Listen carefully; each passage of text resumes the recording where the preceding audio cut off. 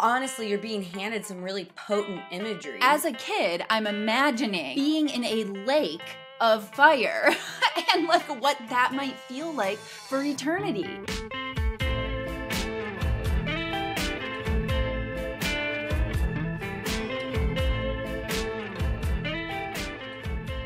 Hello. Hi. Welcome, everyone. Welcome to Inner Archeology. I'm Sarah. And I'm Emily, and we're so glad that you're tuning in wherever you're listening from. There's a ton of places to listen and watch. No, we are broadcasting everywhere we can.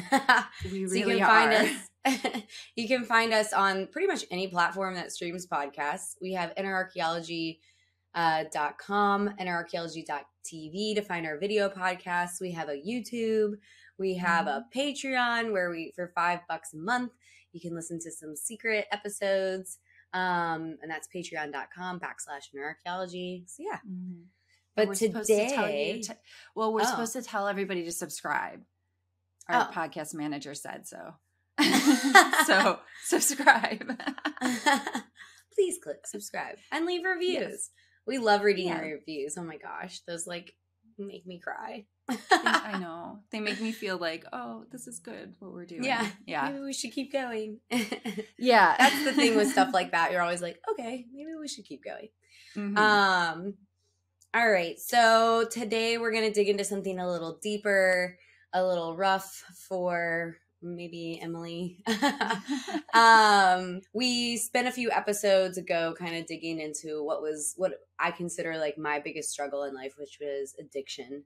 And Emily definitely has her own struggle, the thing that she has spent a lot of time and energy and heart studying and learning about and doing personal exploration and really digging into.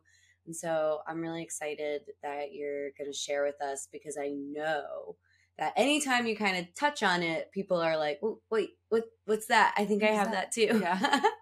Yeah. We've gotten lots of feedback around it. So I'm excited to kind of like, I don't know if excited is the right word, but I'm proud of you that we're going to like spend some time kind of digging into, I guess, what we're calling religious trauma. Religious trauma, I think, is the broadest term to describe kind of what I deal with, what I went through. Yeah, we actually recently posted on like our social media, like, what topics do you want to hear us talk about?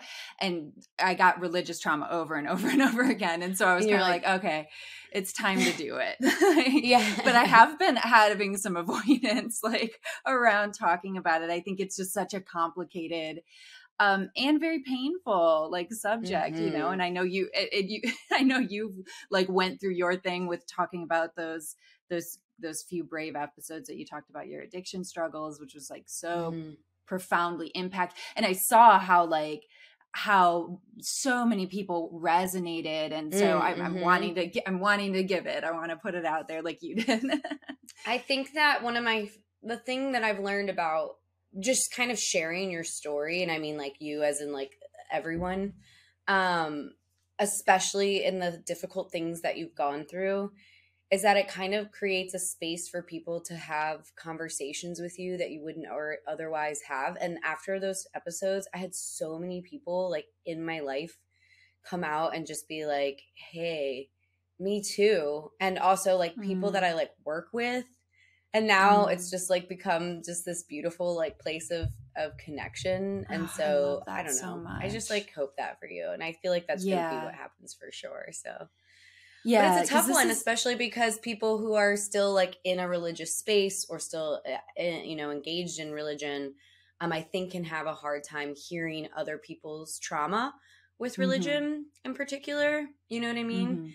And I think that's important to call out, because I think there's space for both truths. Like you may have not had that happen, and it may be, but your experience is very different from mine even. And it's important to realize that some things can cause like tremendous pain in certain people's lives. So anyway, do you want to start by kind of just like, I think you should paint a picture of like what. Yeah, kind of what I grew up in and went through. Yeah. Because it's like I said, every time until you started painting pictures for me, I was like, I didn't realize how different it was for me. You know what I mean? Like I was like, Mm-hmm. oh, whoa, what? Mm-hmm. Yeah. So, So yeah, I kind of want to talk about like, yeah, I want to paint a picture of what I experienced, give you guys a little bit of background. I want to talk about what religious trauma is, and mm-hmm, then kind of how it shows up in my life, and maybe some of the things that I've done to like help heal. mm, And I'm glad you brought that bit up, because talking about religious trauma or saying I have religious trauma does not mean anti-religion. It doesn't even mm, mean that you're into like deconversion. A lot of times talk about religious trauma goes hand in hand with talk about deconversion. And mm-hmm, a lot of people who have gone through religious trauma want that as far away from them as they could possibly be mm-hmm, from it, and so deconversion is a part of their process, but that's not the same thing. mm-hmm, And so I think that's important to state. And I guess before I start painting a picture, I want to describe a little bit about what the factors that are at play in to determine like the severity of religious trauma. And mm-hmm. I like that. so Yeah, it's like yes, starting because with like where you came to realize that it was something in your life and then kind of paint the yeah, picture. I that it think was that's like a important. thing. That's a good way Yeah, to do because that. there's lots of people like you know, your experience who were very like involved in a church and very religious, but you did not have a traumatic experience, you Mm-hmm. know, and it was actually Mm-hmm. really a force of like positive reinforcement in your life. And then there's Mm-hmm. somebody like me who's like feels kind of fucked up because of it. So so some of the factors that are kind of like taken into consideration when you're looking at religious trauma is how involved your family is in the religion. So Mm-hmm. were your family, like, were they ministers? Were they missionaries? Were they pastors? Like, if Mm-hmm. those things were at play, it's gonna be a more intense experience of your religion. And so that's what I had experienced. My parents were ministers and missionaries. And so I had kind of a very, very immersed experience. And when your family is the church, you have this enmeshment, and Mm-hmm. there's not much distinction. Home is still church, church is home. There's no distinction between like family life and like this religious experience. It's all very all encompassing. Mm-hmm. Instead of like, I'm going to youth group, I'm going to church, it's like always happening. So Mm-hmm. another factor that's taken into consideration is exposure to just like other communities and other just spaces, other people. And Mm. so for me, that was a big factor because I was homeschooled. And Right. this is a very common thing. A lot of people, it seems like it's pretty common in like religious groups that, and I know I experienced that lots and lots of homeschooled kids, you know? And so because I was homeschooled, I didn't have friends that weren't Christian. I didn't have, like, it was all very, very rooted in this very Christian, very evangelical thing. All my friends existed in there. All my circles of like people that I hung out with was only in this bubble. And so that's another factor. Another thing at play is, to what extent your character, your personality type believed what was being told to you. And I thought this was an interesting bit because there are people that kind of inherently seem to like question authority. Well, but why? You know, prove it. You I know, yeah. And so you're not just gonna like swallow whatever anybody's giving to you. You're gonna be right. like, I got to think about this. You know, Mm-hmm. so there's that, and then there's somebody like me who, to the depths of my being, is going to trust and believe that you are telling me the truth. And this was little Emily. My Mm-hmm. childhood self believed with every ounce of my being what was told to me. And so that factor. And then there's a fourth factor, which is if you experience like sexual abuse within the church setting, which is something that also happens a lot. So those four elements Wow. are factors to determining the severity of potential religious trauma. And I definitely have 3 out of the 4 for sure. I didn't experience any like intense, and I didn't experience intense molestation. Like whatever. Right. Okay. Like harassment. So, right. Yeah. Yes. So, yes. And so I guess for me, this was something that I did not even start looking at until I lost my mother to breast cancer 5 years ago. And actually, that's not true. I did start looking at it, but it wasn't something that I really truly allowed myself to. I never allowed myself to say I have religious trauma before, really? until then. Yeah. I like knew that like was like, there was some stuff going on there, but I didn't fully allow myself to experience like really, really digging into it. Like I have these past few years. But I grew up in a very, evangelical missionary Christian home. I thought it was the quintessential, like my parents love each other, they love us. And it felt very, and it was all normal and familiar and it felt comfortable to me. And it wasn't until I was in like other parts of like spaces in this world and looking back and talking with you and you being like, that seems really fucked up. Like that actually doesn't seem very like good or normal or healthy, that I was just starting to like reflect and look back on the things I experienced. And so early on, I was sitting in, it was some like Baptist rooted kind of churches or sermons, and it was very much hellfire and brimstone is the phrase that I use, which essentially is the fear of the wrath of God and fear of hell, which was like driven into people so that you're obedient and good and get into heaven or whatever. So can I just jump in here 1 second, because for years used the phrase hellfire and brimstone. And I think I was just like, okay, yeah, hellfire and brimstone. It was intense preaching, right? And there was like talk about like hell. But I like you last time when you were here for the mastermind, remember I just watched that documentary where it was like, I mean, it was about like a very, very extreme like religious like sect or whatever. But I heard these interviews with these women and they were talking about, they're like, this is the part that's so hard to explain to people. This woman literally said this. She was like, I feared on a daily basis for my soul. Like I just like walked around in fear that I was going to hell. And then if I wasn't good, and if I went to hell, my family was going to hell, more likely to go to hell. And I like was like, Emily, I just like, I think it's, and the reason I wanted to pause you here is because you say it. So just like, hellfire and brimstone, I think, because it's like how we have to just like deal with the fucked up shit. It's how I have to deal. But it has literally taken me years of friendship with you, I think, to fully understand and unpack that like belief system, because I did not experience it. Do you know what I mean? So I just like wanted to pause you there and ask if you could like dig into it just a little deeper, because I really think it took me years to understand like what you meant when you said hellfire and brimstone.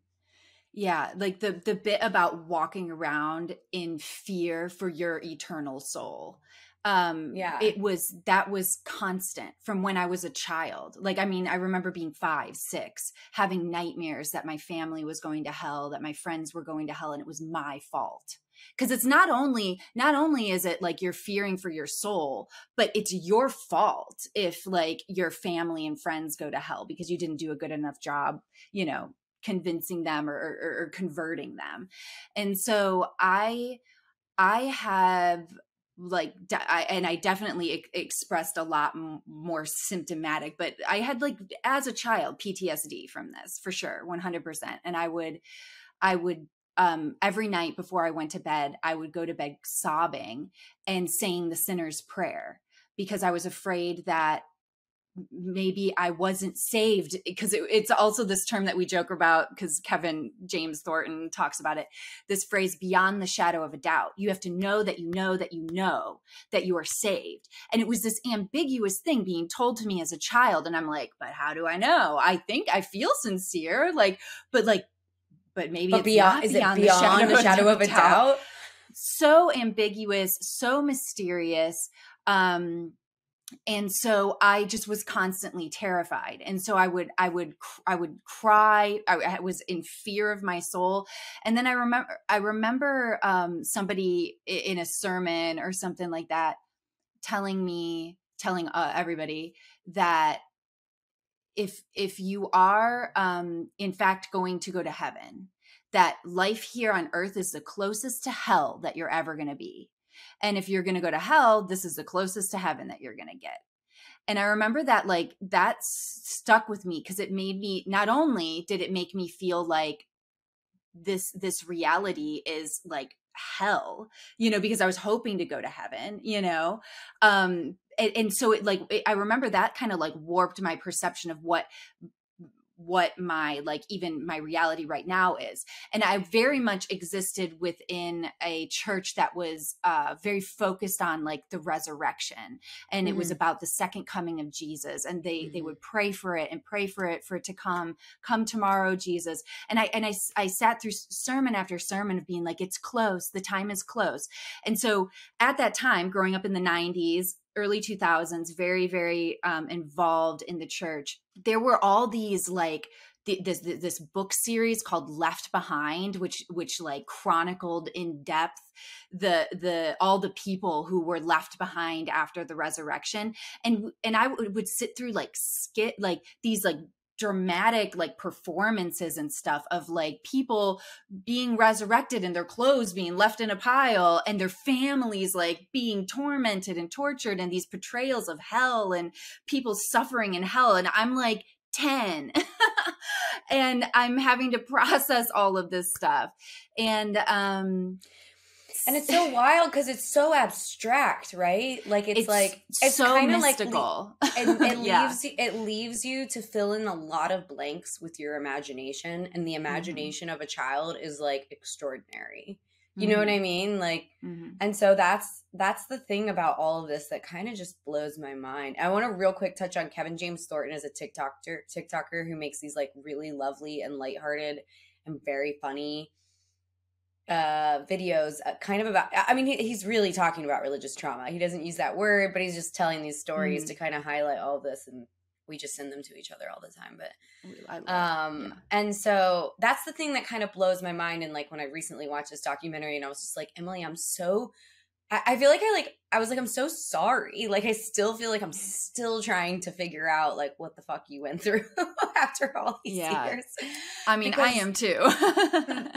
That's the thing that gets me is like, and that's what she said. She's like, this is what people don't understand, because they're like, why didn't you just leave? Why didn't you just do this? She's like, I was in fear for my soul. And it's like, I don't know. Honestly, I've never been afraid for my soul. And so, because it feels way too abstract for me to be afraid of that. Do you know what I mean? And so it's like, but if you're like a child and this is being like, honestly, you're being handed some really potent imagery, right? Like, I mean, literal an eternity in a lake of fire.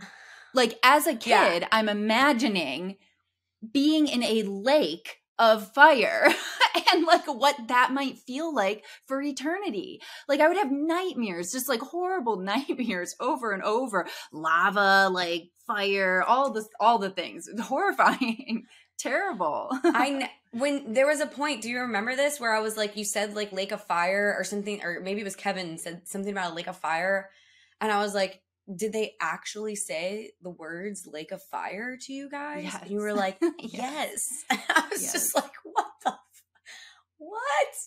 Anyway, sorry. I'm just trying to like, because for someone who hasn't experienced it, like, I'm just trying to explain that it's taken me years to understand all of this. So I'm just really grateful you're talking about it. Because for people who went through this and like don't have a place to kind of talk about it. Like, I can't even imagine, you know? Anyway, continue. Yeah, it's true. Sorry. I think it's a lot of this stuff is so hard to talk about. And then you talk about it with people who, and a lot of people don't get it or don't even really have the curiosity to try to understand it, to try to like dig down into it. And so a lot of times it can feel very dismissed, like, oh, right. And it's dismissed. And you're like, no, it's really bad. And I can't explain to you how bad it is. But well, and I think that's what I'm trying to call out my experiences, because even though I am super curious, I genuinely care about you and your experience and your effort to try to understand. And effort, it still has taken me years, and I'm still like on a regular basis, like dumbfounded. Like, that's the word, where I'm just like, wait, what? Like, yeah. Because there's still shit I'm sure I've not even talked about, because we haven't even gotten there to like unpack, because it's so bizarre. I don't even really know how to speak about it. Well, isn't that part of the like healing part of like the Kevin Thornton things, is because it's like you've been like, oh, I did that, like the rave, all of it, the rave to hell, the like the rave haunted, in hell, the rave in hell, where it's like he's like, we made like a haunted house, but it was like the different levels of hell, and you were going to be tortured, but like, I know, and this is how you were going to experience death, and I'm like, how elaborate. It's like, it's honestly, what's really also fucked up is like, it's just such elaborate like fear mongering. That's all it is, because it's using the fear of hell, the fear for your soul, and fear of the wrath of God to get you to behave a certain way. And there's actually a whole disorder. It's called scrupulosity, I think is the term. And it's just the term of for like a pathological fear of divine wrath. And that people like walk around being afraid that they're going to be smote by God at any moment. And this was like a very real thing that I experienced for years when I was first starting to kind of like pull away from that belief system. I thought I was going to be punished by God. And I walked around in a constant state of paranoia. And it's like really fucked up. And I know people who still exist in that space today, and it's because you were pulling away. So you're like, here it is. Like, yeah, God's going to get angry at me. I'm going to be punished. Right. Yeah. And that makes sense because you weren't fully convinced. Because you're like testing breaking away, right? Like, it's like a little like bit at a time. It just starts a little bit in your mind. It was like right mind. Yeah. Yeah. Mm-hmm. And then you're like, but if I'm wrong, I'm really fucked here. Like, because I'm definitely going to the lake of fire. The lake of fire for eternity. I really don't want to do that. So I very much bought into wholeheartedly into everything that I did. And I was very involved in like missionary work. And I'm talking like conferences with 5,000 people attending it, and I'm doing 10-minute monologues on stage as like a 15-year-old. I was like very, very involved in even like the production of these things. Because my parents were such leaders, me and my siblings were looked at to be examples of like what a good Christian like child should be. And so I played by the rules, like 100%. I was never bad, like not even a little bit. And then I remember like sitting in these sermons, and everybody's like, the preacher's like shouting at us to repent. And I'm like, God, I repent for not cleaning the cat litter right when my mom asked me to. I had like nothing. I was like, what am I like weeping about? Like, I've never done anything bad because I'm too afraid to do anything bad. And so I existed in this like such a narrow sliver of like, I think and I'm sure I just like came across as like, what a good kid, what a good Christian girl. But I really don't feel like I allowed myself to be a child, like to just like be, whatever. Like I was constantly like keeping myself in alignment with this ideal this unattainable like goal. And a big part of, I think where my trauma was rooted. And I've talked to so many people who have experienced religious trauma, and everybody kind of has a different like main pain point. Like it was the area that did the most damage in like your psyche or whatever. For some people it's their sexuality. For some people it's like it could be more like, it could be more philosophical and stuff like that. For me, it was this idea of self-abandonment, because I was told over and over that my inherent natural self was sinful and wrong, and I needed to actually kill, like the word kill, I needed to kill my sinful self and just allow Jesus to live within me. And so what that did to me, you know, as a child, as like a young person, is I experienced, I think, a complete disassociation from my like intuition, my any of my inherent internal like guidance system. I just cut it off. And so I had developed such a profound sense of distrust towards myself. To a point of like not being able to function. Like I just feel like it was like I was really, really hard for me to just function, because I had this complete like disconnect to myself. And so I'm getting like chills as you're talking. I'm sorry, because I like know how much work you've done in this area, and I'm really proud of you, and I love you. I'm sorry. I love you. This is the area, and that's the big. But that's the big pain point for me. That's where all the work, most of the work has been focused, is me like healing my relationship with myself and being able to trust myself and my intuition and being able to have boundaries and say no to people. Like all that, I had zero boundaries. Like anything anybody said to me, I internalized it instantly, and it was so intense. And so and being okay with other people being like upset with you or disappointed in you. I feel like it's God. Like that. Oh, that's like, been a big one. That's a big one for you too. Big one. And it's like, because you were so like, you just didn't allow for that as like a child. It wasn't an option. It wasn't an option to disappoint my parents. It wasn't an option for people to be upset with me. I had to be this poster child. And so like literally my favorite verse, I know I said this in a podcast a few back, was it's in, I think, 2 Corinthians. And it was, I have been crucified with Christ. It is no longer I who live, but Christ who lives in me. And I like, that was my favorite verse, was this idea of like, I die to myself. I die over and over. And so growing up with that belief, when I would think about my future, there was nothing there. Like to me, the ideal, like the only way I thought that I could secure a place for me in heaven beyond the shadow of a doubt is if I died on the mission field. If I was a missionary in some dangerous place and I got killed in the name of Jesus, trying to save people's soul, I felt like that was a pretty like solid, I'll get into heaven. Like, right? I died. I was like murdered for Jesus. Oh my God, so I love you so much. That was the plan. That was literally the plan. Like, I don't think I said it out loud, but that was like my internal plan. And so I never thought about like what I wanted to do with my life. I never thought about like getting married or having children or doing any of those things. And so, and I feel like that whole part of like childhood of like dreaming and imagining like, and what do I like? What do I not like? I didn't have any of that. And so, and then there was like just like abuse. It was just like, it was spiritual and psychological abuse, which was rampant. And, and a lot of, I think the most painful things that I internalized didn't actually come from like my parents.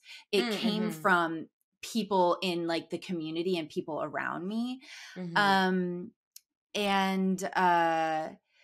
it was after, you know, I had gotten married, and very early at 20, to a person who was very much more of like that skeptical type. We were both very much in this like religious setting, but he definitely was like a catalyst for me to see from a different perspective. And we both, the first 2 years of our marriage, went through such like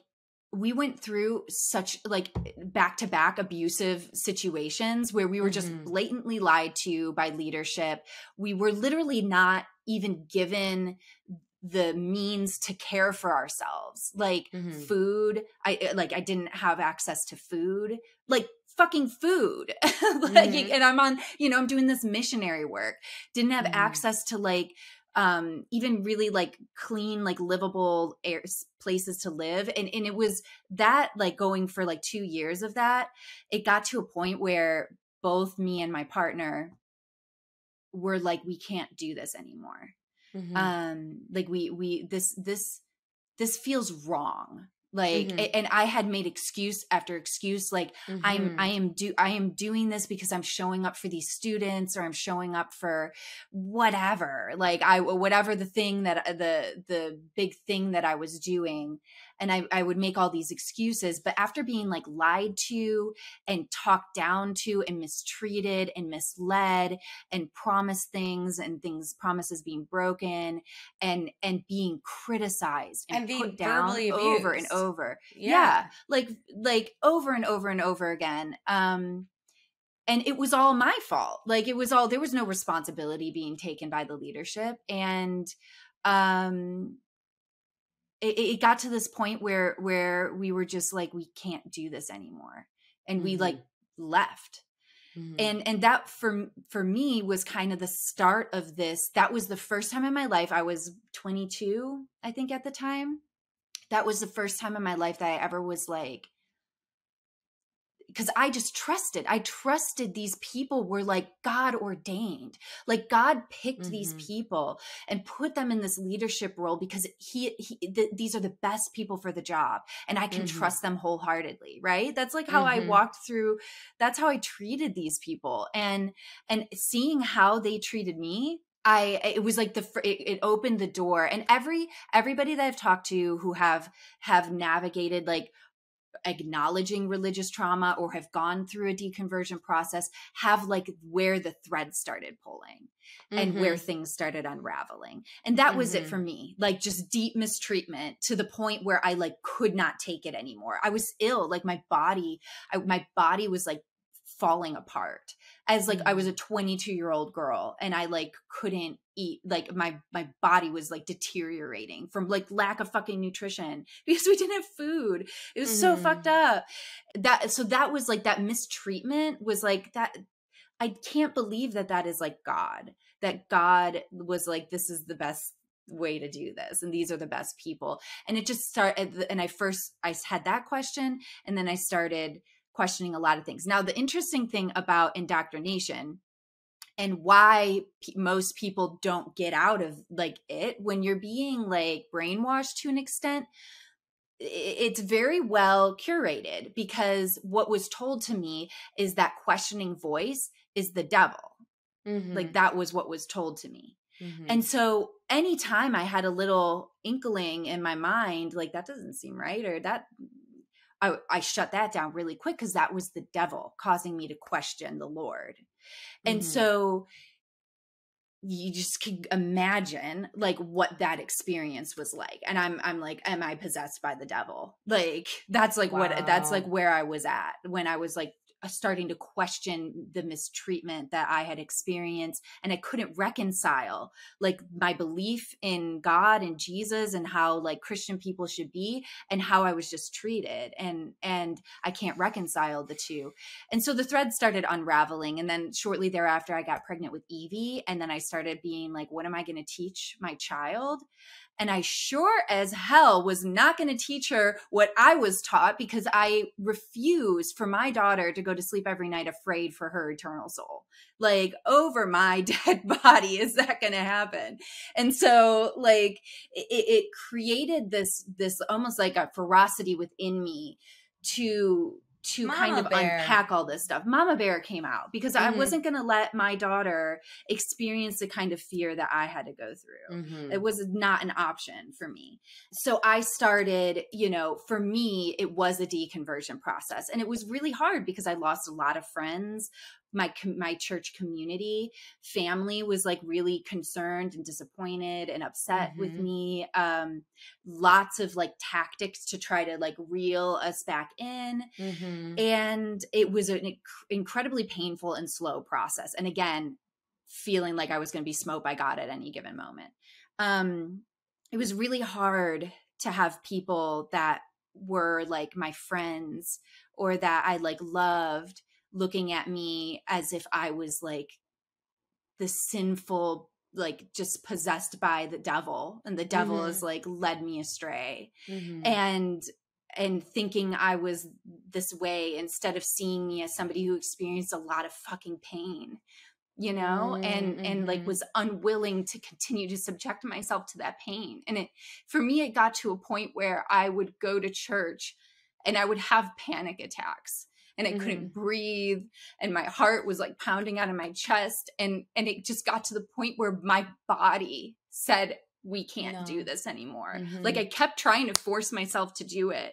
And my body was the one that like put up the white flag and was like, we can't fucking do it anymore. Like, this isn't good for you. And so that kind of like, I just got to the point where I was like, I physically can't put myself in that place anymore. And I was so involved. I was like a teacher within like church schools. And like, I was so deeply, deeply involved. All my friends, like it was all there.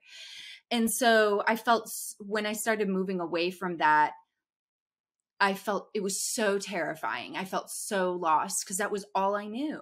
I didn't know anything else. I didn't know there was anything else. And it felt like I was literally falling into the void.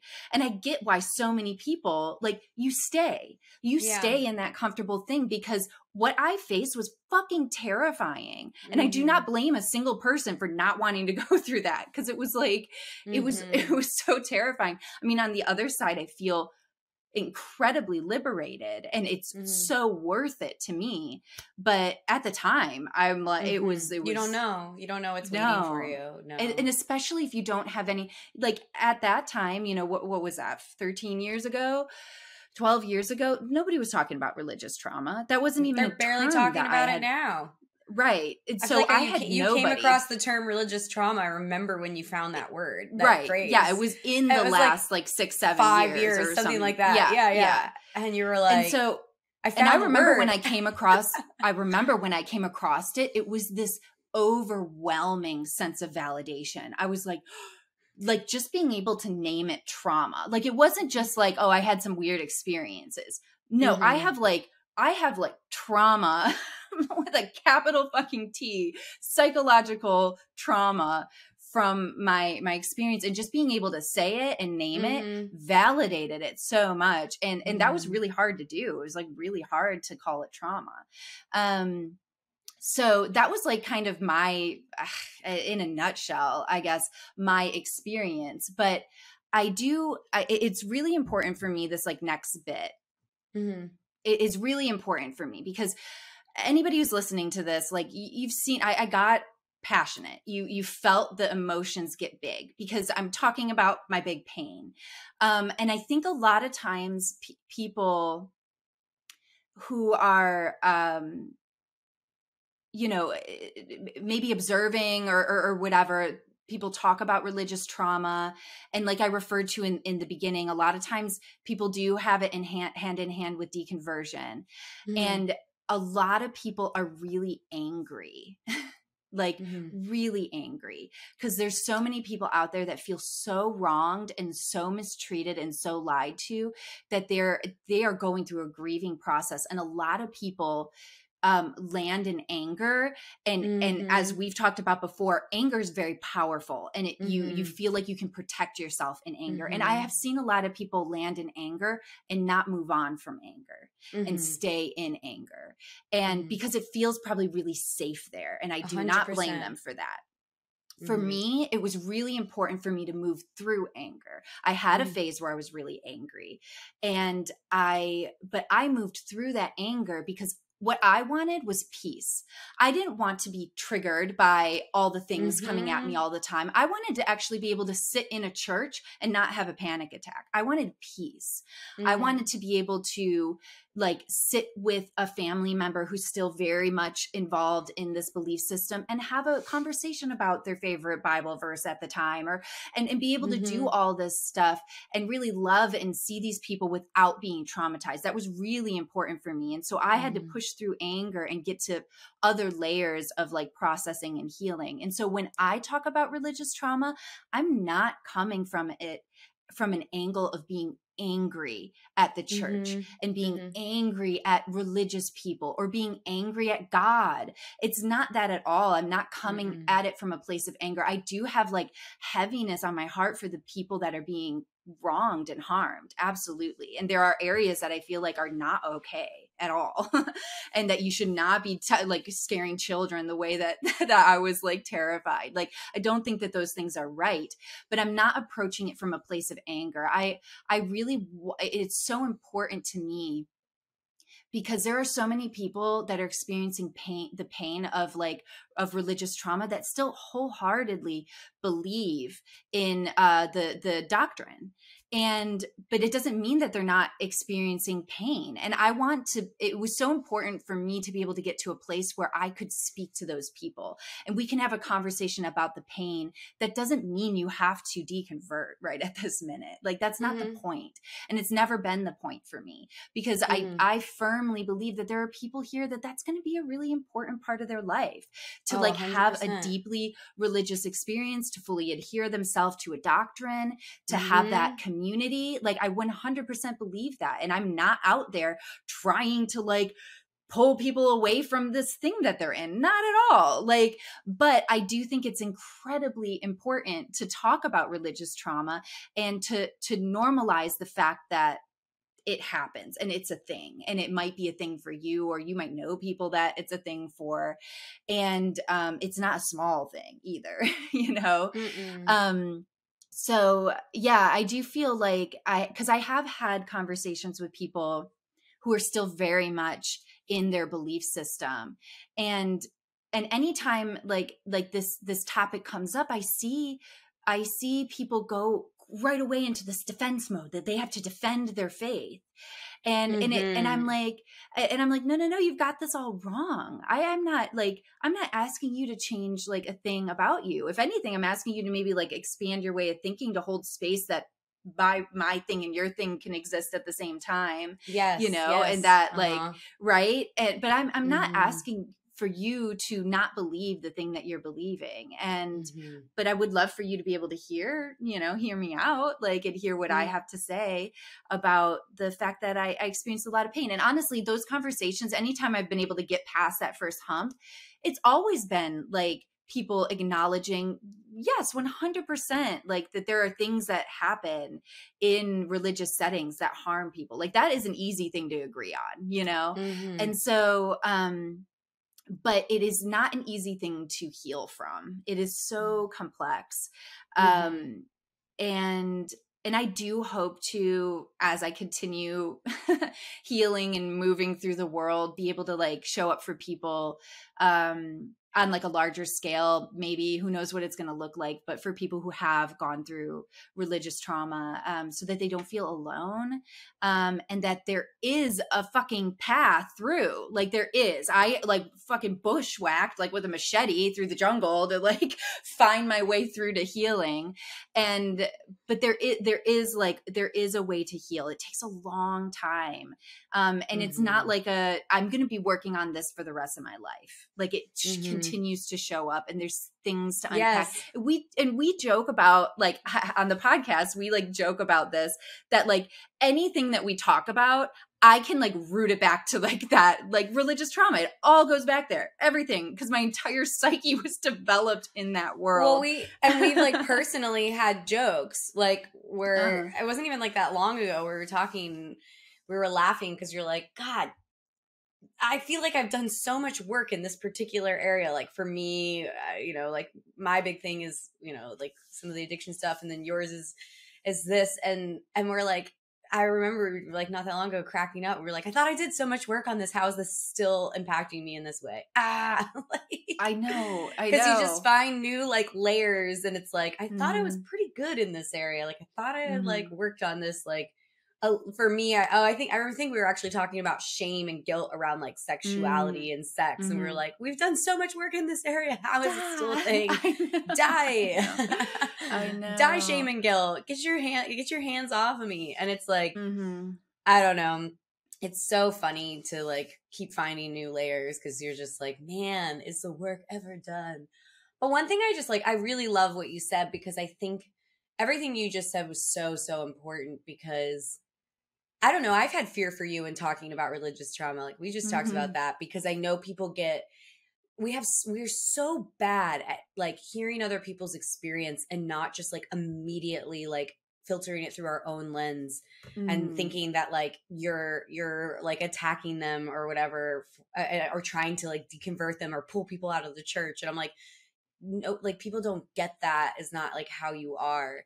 and Mm-hmm. and the work that you've done to get to that place, because again, like moving through anger and the way that I've seen you like do that and get to the place where you're like, I don't know, just like experiencing peace. That's the thing. I think that's the thing where a lot of people get stuck with their trauma. Like it's so easy to get stuck in that anger space and the resentment space, because it's the thing that makes you feel safe and Mm-hmm. protected from that thing that caused you so much harm. Mm-hmm. And I don't know, I really like love when you talk about that, because that's like real healing, is like getting Mm-hmm. to a place where it's like, I don't know, you can sit in a church and feel a sense of peace. Like Yes. Because that's like like the feeling genuine of being healing. triggered all the time, like the Jesus billboard, and now I'm triggered and my like heart is pounding and I'm like so angry and I'm frustrated with like, and I'm thinking about all the things that were done and all the ways I felt hurt and stuff. And for me, that was not freedom. I did not feel free from any fucking thing. I felt like Mm-hmm. so overwhelmed and like under the weight of like anger and like resentment and all that stuff. And I was like, I need to get to a place where I could see a Jesus billboard, or I could have somebody like say something to me or whatever. And I'm not having such a intense reaction, and I can truly like maintain like a sense of peace in myself. And that's what like I hope to like help people also get to that place. Cause I do see a lot of times what can happen is like if you're kind of realizing that there's this trauma there, you can just pendulate to the other side and just be like, fuck all that, I'm cutting all that off, and I'm never gonna like Mm-hmm. look at that again. And that Mm-hmm. also isn't healing. It's like that could be an important phase, that could be Mm-hmm. an important phase to It kind of is an recover important and get your phase. bearings.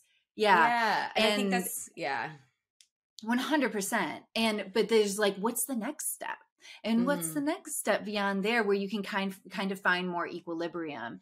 But it Well, is, it's like yeah. another layer of releasing its hold on you. Because if you're Yes. anger and triggered and resentful, it still has a massive hold on you. Like 100%. And that's what I that's needed to what it like, I is. needed to move that You're like, I away. want to not feel impacted by this on a I day-to-day felt just basis. as controlled as when I was like in it for the most part. Yes, Like yes, yes. it was, so I needed to get to that place of peace. And yeah. And there's, I think like it comes down to like these like very fundamental, like, core human, I don't know, narratives. And you said a few of them: shame, guilt, those are big ones. Mm. Feeling unworthy is a big one, and Mm. feeling unlovable is, and Mm. these are things that people like And bad. you come out of that trauma feel. And actually most people deal, like pretty much everybody deals with some level of those things, but it becomes such an inflamed thing.